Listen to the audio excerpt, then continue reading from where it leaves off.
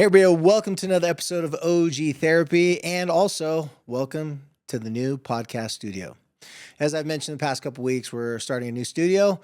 Well, here it is, and you're going to get to see some guests with me very soon. We'll tell you more about that in the future, but we're going to be doing a little spin-off of the podcast called Kava Confessions, and you will not be disappointed with the cool stories and the cool information people are going to be giving you, because there's a lot of people out there that have been through hard things, difficult times, and they came out the back end. They survived.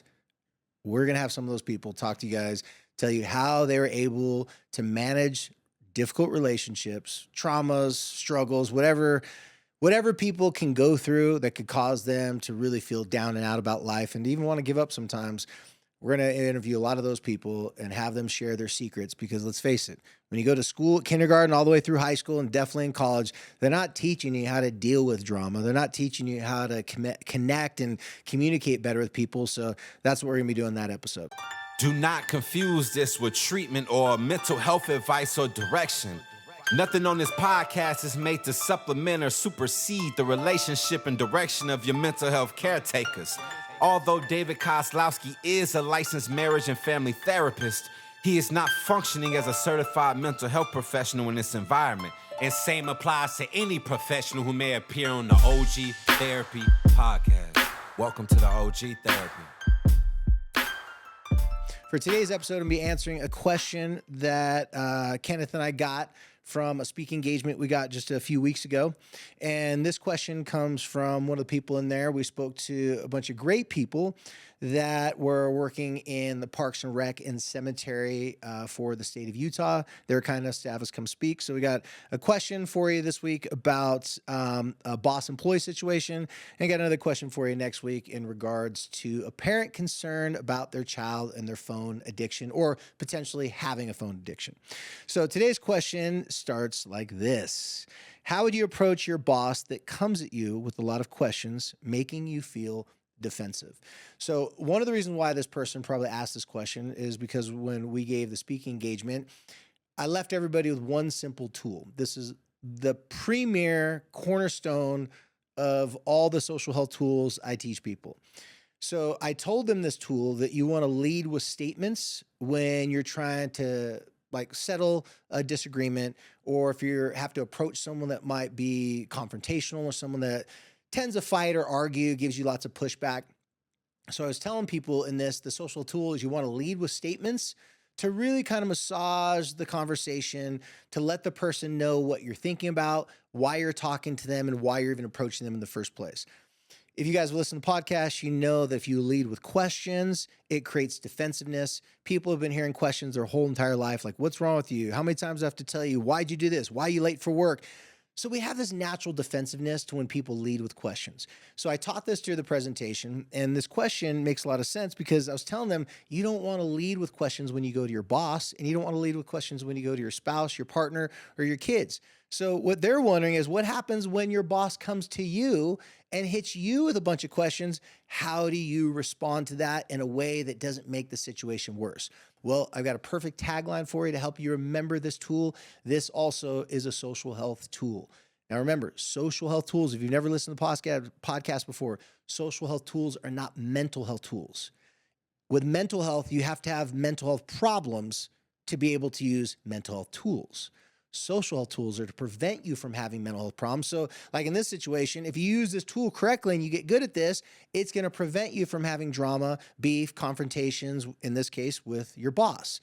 Well, last time I checked, if you don't have drama with your boss, if you don't have confrontation with your boss, your life's probably going to be a lot easier. Your spouse, your partner, your friends, they don't have to hear about all your drama at work, because no one wants to hear about it. But when you're a good friend, you're going to listen to it. So if you want to deal with less drama at your work environment, and you want to be able to smooth over situations with your bosses, try the social health trick, hack, tool, whatever you want to call it. It's called connection before concern.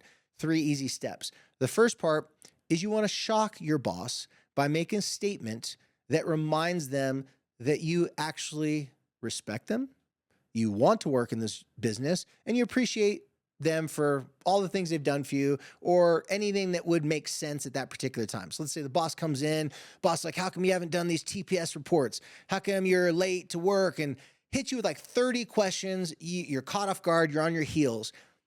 way connection before concern tells you to do this is you first want to start off with saying, before I even respond, I want to remind this person that we have a connection. So it could sound something along these lines.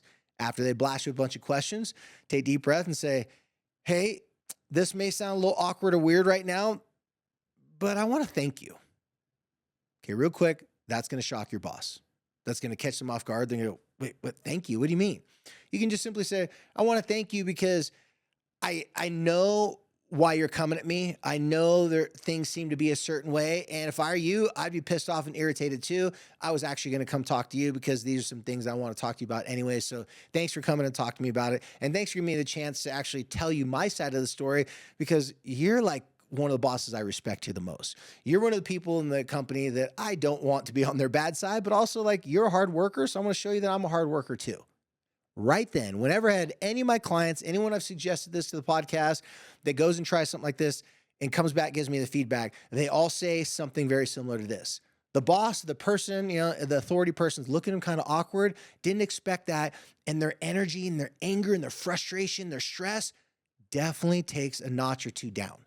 Then after you do that first step, so the connection part, reminding them that, hey, it could be something like, hey, just want to let you know, like, I'm glad you're bringing this up to me because I want to get better at this. The only way I can get better at this is if you guys give me criticism. So I know in the past I might have gotten, upset or frustrated and got defensive, but I'm actually wanting to hear what you have to say because I need help with this anyways. Again, I'm making up what if scenarios.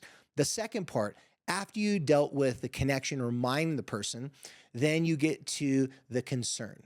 And I just said a little bit of the concern. You want to let your boss know that whatever the concern is, you are going to make up for it. You're going to change it. You're going to fix it.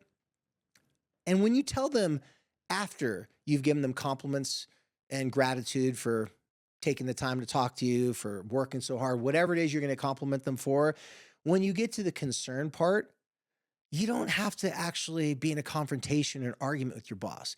Even if you're pissed off and let's say your boss is rude and they're coming at you real sideways and they shouldn't be talking to you like that. After you remind them of the connection, then on the concern, you could say something clever and simple like this. You can say, and now that I've, thanked you for telling me all the things I need to work on, or, to just remind you how cool we are together. So once you've got done doing that, you want to tell them something along these lines. You want to say, you know what, like in the past, I used to get frustrated when people criticize me, and I'm really working on this a lot. So thanks for calling me aside and doing this privately when no one else is around to not embarrass me, because I don't want to feel stupid. I don't want to feel like I've made a mistake. So thanks for not making this personal and just talking to me about what I need to do to get better. Now, there's lots of ways you can say that. But what you're doing is you're telling your boss, you're telling an authority figure, hey, I appreciate it when you're telling me what I need to work on, when you're talking to me, instead of you're like disciplining me and you're making me feel like I'm less than or below you. If you were to tell your boss, hey, I don't like the way you're coming at me. You're being too disrespectful to me. I don't want you talking to me like that. Or just getting defensive, say, oh yeah, well, you've made those mistakes too. If you start getting popping back at your boss, that's probably not going to make the situation any better. In fact, if the boss is a jerk and you guys don't have a good relationship, it's probably going to make that a lot worse than it even was before. So you obviously want to avoid that. So that's why in this situation, it's gentle persuasion. Thanking someone for not making something personal, thanking someone for caring so much about their job that they're willing to come help you with your job, you're basically spinning it. You're saying everything that you're telling me that you don't like and you're frustrated about is just that. It's things you don't like and you're frustrated about. That's the problem.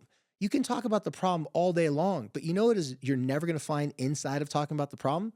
Solutions. Solutions come outside of the problem. Problems, you can gather information to help you come up with a solution, but it's not going to give you a really good solution. So you're slowing down the anger, the frustration from your boss by thanking them and remind them of the connection. Then when you get to the concern part, you're also letting them know that you want to be better. You want to do those things. And thanks for not making it personal. Thanks for not, coming at you in an aggressive way. Even if they are coming at you in an aggressive way, chances are they don't realize it. They don't have a camera watching them. They don't know what their body language and their facial expressions look like. They don't know if they're being the type of boss that they would actually hate. Like, it's hard for a boss, someone in authority position, to put themselves in your shoes because they're not in your shoes right now. Even if they had your position a long time ago in the company, they're not there right now. Once you deal with the concern, you'll notice again they go down another notch. Then you want to end again with thank you, appreciation. Hey, next time if this ever happens again, just email me, text me, I'll be right on it. Be proactive. No boss expects their employees to be perfect, but they do expect their employees to learn from mistakes, not make those same mistakes again, or make fewer mistakes and start to progress and grow.